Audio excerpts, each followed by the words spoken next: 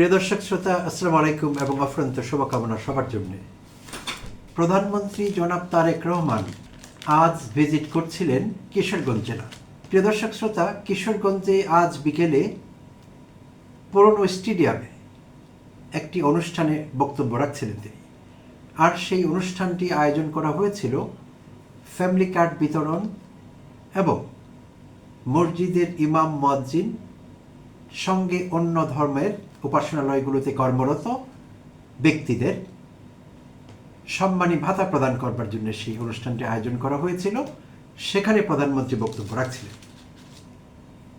তো তার বক্তব্যে তিনি নিজস্ব কর্মসূচি, সরকারের ফ্যামিলি কার্ড এবং এই ভাতা প্রদান, এইসব বিষয়ে কথা বলার পাশাপাশি কিছু বক্তব্য রাখেন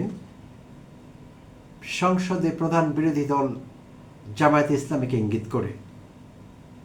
11 দলীয় জোটের নেতৃত্ব দিচ্ছে যে দলটি, প্রিয় দর্শক শ্রোতা, তাদের ইঙ্গিত করে তিনি কিছু কথা বলেন। এবং ইন্টারেস্টিংলি শনিবারও তিনি একই লাইনে একই ধাঁচে কথা বলছিলেন জামায়াতকে ইঙ্গিত করে। একেবারে ভাষা, সেন্টেন্সগুলো বদলায়নি, পুরোপুরি সব একই আছে। আর শনিবার দিন তিনি কথা বলছিলেন, নিশ্চয়ই আমরা মনে করতে পারছি, গতকাল শনিবার দিন তিনি কথা বলছিলেন ঢাকার মহাখালীতে টিএনটি মাঠে। তো সেখানে বক্তব্য একই লাইনে কথা বলছিলেন, জামায়াতকে আক্রমণ করছিলেন বিশেষ কিছু ভাষা, বিশেষ কিছু উপমা, বিশেষ কিছু উদাহরণ দিয়ে। তো আজও কিশোরগঞ্জে যা করলেন ব্যতিক্রম হয়নি কিছু। এই জায়গাটুকুতে একেবারে হুবহু, যেটিকে আমরা কপি পেস্ট বলতে পারি, তিনি তাই করেছেন। তো দেরি না করে তার বক্তব্যটি আমরা একটু শুনে নিতে চাইছি। তিনি বলবার চেষ্টা করছিলেন যা তিনি ইদানিং আরো অন্যান্য জায়গায় করেছেন। তিনি সমালোচকদের, অর্থাৎ বিরোধী দলকে বিভ্রান্তি সৃষ্টিকারী বলবার চেষ্টা করছেন। একটি বিশেষণ তিনি আবিষ্কার করেছেন এবং ব্যবহার করছেন যে বিরোধী দলের লোকেরা বিভ্রান্তি সৃষ্টি করছে, জনগণকে বিভ্রান্ত করছে। তো এই ভাষায় আমরা হাসিনাকে কথা বলতে দেখেছি, শেখ হাসিনাকে। সেটি কিন্তু ভিন্ন জামানা ছিল, আওয়ামী লীগ জামানা। আর বাংলাদেশের কোনো সরকার প্রকৃত অর্থে এতটা শক্তি উপভোগ করেনি, এতটা শক্তিশালী ছিল না বাংলাদেশের ইতিহাসে, যেমনটি আওয়ামী লীগের সরকার ছিল, আওয়ামী লীগের আমলটি ছিল। বাট ভেতরে ছিল খোকলা। কারণ হলো, ইতিহাস বলে যেই সরকার শক্তি প্রদর্শন করেছে নিজ দেশের জনগণের উপর, রাজনৈতিক বিরোধীদের উপর, তাদের ভেতরটা আসলে বরাবরই খোকলা ছিল। তবে সেই খোকলা অবস্থাটি বেরিয়ে আসতে, প্রকাশ পেতে কিছুটা সময় লেগেছে।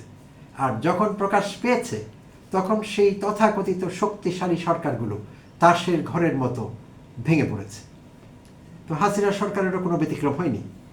তো প্রধানমন্ত্রী তারেক রহমান একই লাইনে কথা বলছেন, শেখ হাসিনার ভাষায় তিনি আজকাল কথা বলছেন।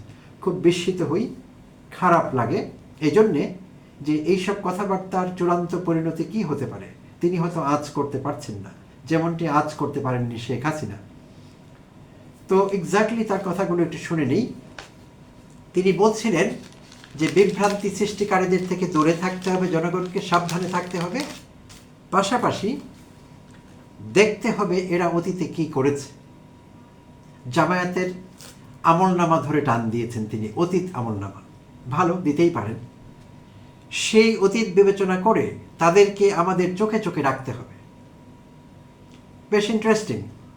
জামায়াতকে তো এমনিতেই চোখে চোখে রাখবার সুযোগ তিনি পান জাতীয় সংসদে, কারণ জামায়াত প্রধান বিরোধী দল, চাইলেও তো চোখের আড়াল করতে পারেন না, চোখে চোখেই রাখতে হয়। আচ্ছা, তারা ভবিষ্যতে কি করতে চায় সেই দিকে নজর রাখতে হবে। আমরা দেখেছি 71-এ তাদের ভূমিকা, 86-তে তাদের ভূমিকা, 96-তে তাদের ভূমিকা। প্রিয় দর্শক শ্রোতা, বেশ ইন্টারেস্টিং এই জায়গাটি। এই কথা শুধু তারেক রহমান নয়, তার দলের সব নেতাদের একটি বয়ান, 71 মুক্তিযুদ্ধের চেতনা, জামায়াতের ভূমিকা। আচ্ছা, মজার ব্যাপার হলো এই যে তারেক রহমান নিজের বিরোধিতা নিজেই করছেন। খুব বেশি দিন আগের কথা না, জাতীয় সংসদে দাঁড়িয়ে তিনি বলছিলেন যে আমাদের অতীতমুখিতা পরিহার করতে হবে, দেশের জনগণ এখন ভবিষ্যতের কথা আমাদের কাছ থেকে শুনতে চান। আমরা অতীতে ফিরে যাব না, ভবিষ্যৎ নিয়ে কথা বলব। সো তিনি তার কথার বিরোধিতা করে, অর্থাৎ স্ববিরোধিতায় ভুগতে ভুগতে তিনি এখন এইসব বক্তব্য নিজেই আবার রাখতে শুরু করেছেন। তিনি হয়তো বুঝতে পারছেন না তার সামান্য ইঙ্গিতই যথেষ্ট, সঙ্গে সঙ্গে তার দলের অর্বাচীন বৃদ্ধ নেতাগুলো সব হই হই করে উঠবে, একই লাইনে তারা কথা বলা শুরু করবে। আর তারা একই লাইনে কথা শুরু করলে বিরোধীরা মুখে আঙুল দিয়ে চুষতে থাকবে, বিষয়টি কিন্তু এরকম না। অর্থাৎ রাজনীতি আবার উত্তাল হয়ে উঠবে, উত্তাল হয়ে আছে কিন্তু ইতিমধ্যে। আচ্ছা, তো গতকালই হামলা করা হয়েছিল কুষ্টিয়ায় জামায়াতের এমপি আমির হামজার উপর। আর সেই হামলাটি যারা করেছে তারা প্রকাশ্যে, যাদের দেখা গেছে তারা গণ অধিকার পরিষদের লোক, বিকাশ নুরুর লোকেরা করেছে এটি, রাশেদ খানের লোকেরা, অর্থাৎ বিএনপিরই লোক তারা। এখন বিএনপি সরকারি আছে, মিলেমিশে একাকার সব, কোনটি গণ অধিকার পরিষদ কোনটি বিএনপি দেশের মানুষের আলাদা করে বুঝবার কোনো উপায় নেই। যদিও সেই বিকাশ নুরু বলবার চেষ্টা করছে যে তার একটি দল আছে, দলের নাম গণ অধিকার পরিষদ। যাই হোক, ভিন্ন প্রসঙ্গ, সে আলাপে গেলাম না। তো এই সংসদ সদস্যদের উপর হামলা বিরোধী দলের খুব বেশি দিন আগের কথা না। ময়মনসিংহেও হামলা করা হয়েছিল নিকট অতীতে আরেকজন সংসদ সদস্যের উপর। তিনি অবশ্য জামায়াত এমপি ছিলেন না, তিনি খেলাফত মজলিসের ছিলেন। আর এমনিতে এনসিপি নেতৃবৃন্দের উপর হামলা, সেগুলো তো চলছেই। তো সব কিছু মিলিয়ে পরিস্থিতি উত্তপ্ত এবং আশঙ্কাজনক। তো এরই মধ্যে তারেক রহমান সাহেবের এইসব বক্তব্য, উস্কানিমূলক বক্তব্য আমি বলবো, ভয়ঙ্কর হয়ে উঠতে পারে। তিনি বুঝতে পারছেন না, তিনি হয়তো সরলভাবে বলছেন যে অন্যরাও বলে আমিও বলি, না, এটি তিনি বলতে পারেন না। এই কথায় কথায় এসব কথা বলা তার দলের দুলুভুলুরা বলতে পারেন, তিনি বলতে পারেন না। তিনি কিন্তু রাষ্ট্রের প্রধানমন্ত্রী, সবার প্রধানমন্ত্রী। তিনি যদিও বিএনপির লোক, বিএনপির চেয়ারপারসন, বাট তিনি আসলে সবার প্রধানমন্ত্রী। তাই তিনি এই কথা এগুলো বলতে পারেন না যখন তখন। এগুলো বিনিথ হিজ ডিগনিটি, তার ব্যক্তিগত ডিগনিটি, পার্সোনাল ডিগনিটির সঙ্গে যায় না এগুলো। আচ্ছা, তো তাকে এগুলো ধরিয়ে দেবেন এমন লোক তার দলে নেই, বা কারো দুঃসাহসও নেই। থাকলেও লোক আছেন অনেক, বাট কেউ দুঃসাহস দেখাবেন না যে আপনি এগুলো বলবেন না, আমরাই তো আছি আপনার উদ্দেশ্য সার্ভ করার জন্য, আমরাই মাঝে মধ্যে বলে দিব, আপনি বলবেন না। এই কথাটি বলবার তাকে কেউ নেই, আফসোস। আচ্ছা, প্রধানমন্ত্রী বেগম খালেদা জিয়া যদি থাকতেন তাহলে হয়তো বলতেন, এখন তো আর তেমন কেউ নেই। ওকে, সো এখন এখানে একটি ক্যাচ আছে প্রিয় দর্শক শ্রোতা, ইটস আ বিগ ক্যাচ যদি ধরতে পারি আমরা। সেটি হলো, দেখুন একবার লক্ষ্য করে, জামায়াতের ৭১-এর ভূমিকার কথা তিনি বলেছেন। ভালো, ৭১-এর ভূমিকা সমালোচনার জন্য ঠিক আছে, সেটি করা যায়, বিতর্কিত ভূমিকা ছিল। ৮৬-তে জামায়াত এরশাদের নির্বাচনে গিয়েছে, বুঝলাম, সেখানেও সমালোচনার একটু জায়গা আছে। ৯৬-তে জামায়াত কি করেছে? আন্দোলন করেছে। কেন? বিএনপি সরকারের স্বৈরাচারী আচরণের বিরুদ্ধে। তো সরকার স্বৈরাচারী হয়ে উঠলে তারা আন্দোলন করবেন, এটি তো স্বাভাবিক। আর কোন সরকারের বিরুদ্ধে তারা আন্দোলন করেছেন? যেই সরকারের জন্মে তারা সাহায্য করেছেন। ৯১-তে বিএনপির যে পুনর্জন্ম হলো, অর্থাৎ ৯১ নির্বাচনে বিএনপি জয়লাভ করে সরকার গঠন করল, জামায়াতের সমর্থন ছাড়া কি ৯১ সরকারটি গঠন করা যেত? প্রধানমন্ত্রী তারেক রহমানের কাছে এই বিনীত জিজ্ঞাসা থাকলো। তিনি যে বলছেন যে দেখতে হবে তাদের অতীত ইতিহাস এবং ভবিষ্যতের দিকে চোখ রাখতে হবে। এখন আমার প্রশ্ন হলো, আপনি যে অতীতের ইতিহাস দেখবেন, অতীতের ইতিহাসে তো এইটিও আছে, আপনাদের ৯১ সরকার হয় না তাদের সাহায্য ছাড়া। তাহলে নীতিগতভাবে আপনারা তাদের সাহায্য নিতে পারেন না, কিন্তু নিয়েছিলেন।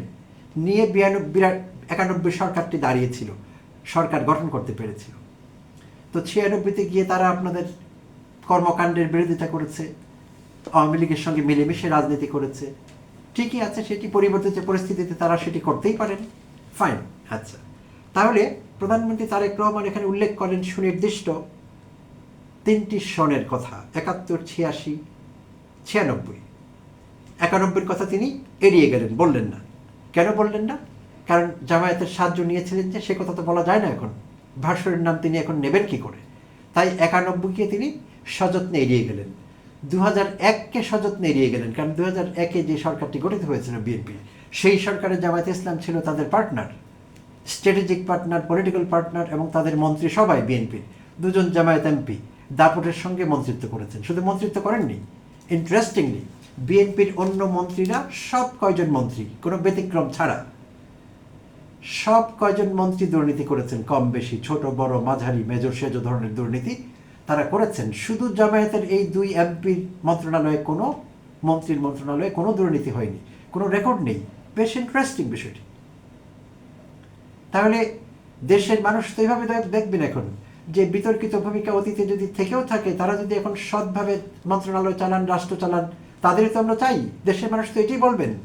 আর যারা মুক্তিযুদ্ধের ধ্বজা উড়াবেন, মুক্তিযুদ্ধের নামে চেতনা বিক্রি করবেন যখন তখন, তারা যদি অপকর্মে লিপ্ত হন, আকণ্ঠ নিমজ্জিত হন, দুর্নীতি, ঘুষ, দখলদারিত্ব, আধিপত্য বিস্তার, চাঁদাবাজি, তাহলে জনগণ তাদের কেন পছন্দ করবেন? যত বড় মুক্তিযুদ্ধে তারা হন না কেন, জনগণ তো তাদের বড় দুর্বৃত্ত মনে করবেন। তখন জনগণ এভাবে দেখবেন, যত বড় মুক্তিযুদ্ধে তত বড় দুর্বৃত্ত। তাহলে আর কি? প্রিয় দর্শক শ্রোতা, জনাব তারেক রহমান বোঝাতে চেয়েছেন তাদের সঙ্গে থাকলে সঙ্গী, তাদের সমর্থন করে কথা বললে সঙ্গী, আর না হলে জঙ্গি। যেটি শেখ হাসিনা করেছিলেন। শেখ হাসিনার পলিসি তারা কপি পেস্ট করবার চেষ্টা করছে। তো এটি ভয়ঙ্কর একটি প্রবণতা এবং বিপজ্জনক বিএনপির জন্য, প্রধানমন্ত্রী তারেক রহমানের পার্সোনাল ডিগনিটির জন্য, তার ইমেজের জন্য এবং তার সরকারের দীর্ঘস্থায়িত্বের জন্য। সো এই বয়ান কাট অ্যান্ড রাইট এবং এটি কপি পেস্ট করা বিভিন্ন জায়গায় একদম বেমানান, অপ্রাসঙ্গিক, অপ্রয়োজনীয় এবং অগ্রহণযোগ্য। এবং প্রধানমন্ত্রীর মুখে এগুলো মানায় না প্রতিদিন। কি করে তিনি শনিবারে একই বক্তব্য রাখলেন, আবার রোববারে একই বক্তব্য রাখলেন, একটি ঢাকায়, একটি কিশোরগঞ্জে? হাস্যকর নয় কি বিষয়টি? এবং দুঃখজনক এট দ্য সেম টাইম। সুপ্রিয় দর্শক শ্রোতা, আমি শুধু তারেক রহমানকে না, আমি বিএনপির সব নেতাকর্মীকে আবার মনে করিয়ে দিতে চাই, এই একই বিষয়ে বক্তব্য আমি অন্তত কয়েকশো বার রেখেছি। কারণ কয়েকটি এপিসোডে আমাকে এইসব কথাগুলো বলতে হয়েছে। এর বাইরে আসলে কথা তো কিছু নেই। তো এখন বারবারই মনে করিয়ে দিয়েছি যে আপনারা জামায়াতের অতীত ঘাটতে যাবেন না। আপনাদের পূর্ণ অধিকার আছে জামায়াতের অতীত ঘাটবার। তাহলে আগে প্রধানমন্ত্রী তারেক রহমানকে এইভাবে জাতির কাছে আগে ক্ষমা চেয়ে নিতে হবে, করজোরে ক্ষমা চেয়ে নিতে হবে। বলতে হবে যে আমরা দুঃখিত, আমরা লজ্জিত, আমরা ক্ষমতার রাজনীতিকে টিকিয়ে রাখবার জন্যে, রাজনীতিকে দুর্বৃত্তায়িত করবার জন্যে, আমরা সরকার গঠন করবার জন্যে জামায়াতের সাহায্য নিয়েছিলাম, জামায়াতকে সময় মতো ব্যবহার করেছি। এখন আমাদের ভালো লাগছে না, কিংবা জামায়াত এখন সরাসরি আমাদের প্রতিপক্ষ হয়ে উঠেছে, শক্তিশালী হয়ে উঠেছে, তাই তাদের আর বরদাস্ত করতে পারছি না। তাই এখন তাদের ছুঁড়ে ফেলবার জন্য, তাদের ডিনেম করবার জন্য, তাদের ডিফেম করবার জন্য, তাদের ডিমিন করবার জন্য যা খুশি তাই বলছি এবং বলেই যাব। কিন্তু অতীতে তাদের সঙ্গে পার্টনারশিপের কারণে দুঃখ প্রকাশ করছি। সেইটি আমাদের পক্ষ থেকে ছিল হিপোক্রেসি, ডাবল স্ট্যান্ডার্ড, এবং আমরা আর এসব করবো না, কথা দিচ্ছি। এমন একটি অ্যাপোলজি দিয়ে তারপর কিন্তু জামায়াত সম্পর্কে কথাগুলো বলা যায়। না হলে প্রতিনিয়ত এইসব কথা বলা ভীষণ লজ্জার। আমি একজন বিএনপি সিম্পেথাইজার, আমি বিএনপি করি না, বাট বিএনপি সিম্পেথাইজার। আমি এনসিপি করি না, এনসিপি সিম্পেথাইজার। এবং যেই দলেরই যে কেউ ভালো কাজ করবেন সেটির প্রশংসা করি, নিন্দা করি। যখন মন্দ কাজ করেন একটু দেরি করি না, দলের কথা চিন্তা করি না, কারণ আমার কোনো দল নেই। সেটি আমার সুবিধে, সত্যি কথা বলতে সহজ হয়। তাই বিএনপির একজন সিম্পেথাইজার হিসেবে, কারণ প্রধানমন্ত্রী আজকের কিশোরগঞ্জের বক্তব্যে এটি উল্লেখ করেছেন যে তারা অনেক সাফার করেছেন, সব কষ্ট নাকি তারাই করেছেন, এবং তিনি বলেছেন জামায়াতকে কখনো খুঁজে পাওয়া যায়নি। এইটি আরেকটি অর্ধ সত্য, এটি পুরো সত্যি না। জামায়াতকে খুঁজে পাওয়ার কোনো কারণ ছিল না, কারণ জামায়াতকে রাস্তায় দাঁড়াতে দেয়নি শেখ হাসিনা। জামায়াতের বৃদ্ধ নেতাদের ক্যাঙ্গারু কোর্টে শাস্তি দিয়েছে। হ্যাঁ, তাদের অনেকের বিরুদ্ধে মানবতা বিরুদ্ধে অপরাধের অভিযোগ ছিল, আমি মানছি সেটি, কিন্তু তাদেরও ন্যায় বিচার পাবার অধিকার ছিল। তারা ন্যায় বিচার পাননি, আন্তর্জাতিকভাবে এটি স্বীকৃতি পায়নি। আন্তর্জাতিক পৃথিবীর সব খ্যাতিমান প্রেস্টিজিয়াস গণমাধ্যম বলেছে যে এই বিচারটি ফল্টি, এই বিচারটি পারপাসলি করা হয়েছে, সিস্টেমকে বাইপাস করা হয়েছে, ম্যানিপুলেট করা হয়েছে, এবং এটি হয়নি, ফেয়ার ট্রায়াল হয়নি সেখানে। সো তাই তখন বেগম খালেদা জিয়াও কিন্তু তাদের পক্ষে দাঁড়িয়েছিলেন, তাদের পক্ষে বিবৃতি দিয়েছিলেন, কথা বলেছিলেন। সো জনাব তারেক রহমানকে এইসব বিষয় ভুলে গেলে চলবে না, কারণ তার এই ভূমিকা তার মা এবং বাবার রাজনীতির সঙ্গে সরাসরি সাংঘর্ষিক হতে যাচ্ছে, এবং হয়েছে ইতিমধ্যে। সো এইটি আর বাড়াবাড়ির পর্যায়ে নিয়ে যাওয়া একদম ঠিক হবে না। আর বারবার জামায়াতের অতীত ঘাটলে তারাও কিন্তু আপনার অতীত ঘাটবেন, তাতে করে কিছু ইনকনভিনিয়েন্ট ট্রুথ বেরিয়ে আসবে, কিছু অসুবিধাজনক সত্য দেশের মানুষের আবার মনে পড়বে। সো সেটি ঠিক হবে না, ভালো কিছু হবে না আপনার জন্য।